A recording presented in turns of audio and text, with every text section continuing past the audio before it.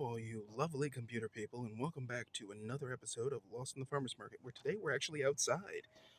Oh my god. Yeah, and we're looking at this specimen here, which was kind of an accident, but they're happy little accidents.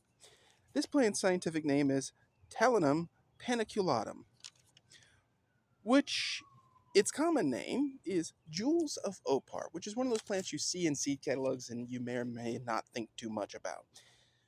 Now, it is in the family Talinaceae, so it's in its own family. Go figure. It used to be in the Portulaca family, but then they reclassified it, probably realizing that it wasn't really much of a Portulaca.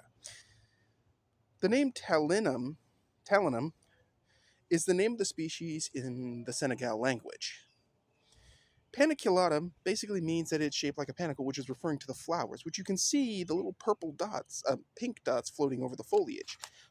The flowers are tiny and fleeting, but the bright seed capsules, which can be bright red or orange, are noticeable, which leads to this plant's other common name, flame flower, because it looks like the flickering embers coming off a flame, these seed pods and whatnot.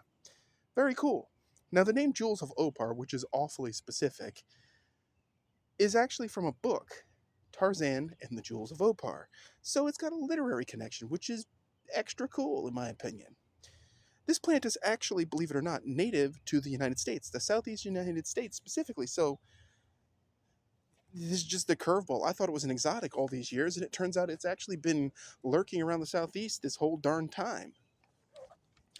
Now, it is hardy, perennial, in zones 9 through 10. However, it may be, according to some sources, hardy up to zone 8A. We're in zone 8B, and this stuff seems to come back, so there's a pretty good chance. Its soil pH preference is 6.1 to 7.8. Its exposure is full sun to partial.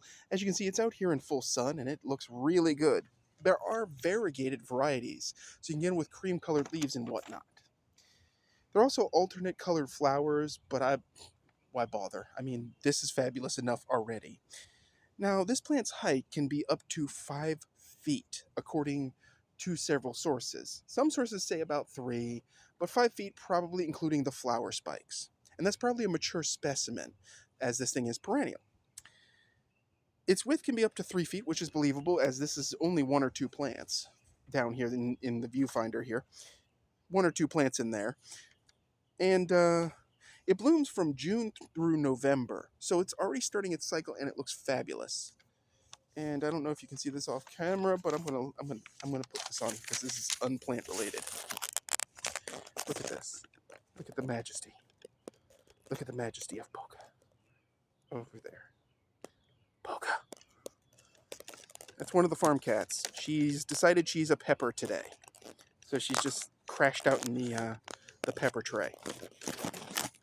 Because she's fabulous. Anyway. And the gnats are bad today. Free protein.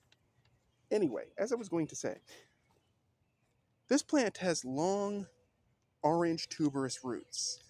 I've read in a few places you can eat those roots and you can eat the foliage, so that's a 2-for. So it's an edible native with pretty flowers that produces a lot of seeds, so therefore it will resow itself readily given the chance.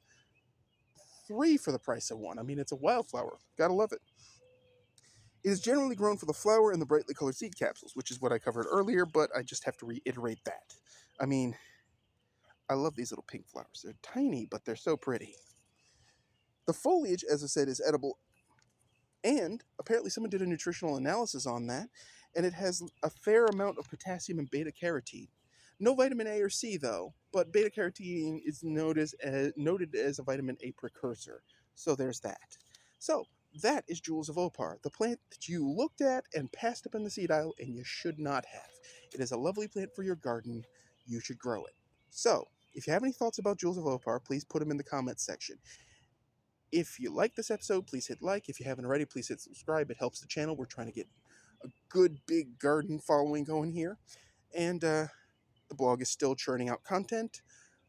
We're looking at invading blue sky because, let's face it, do you ever know a mint that stays in its pot? We don't.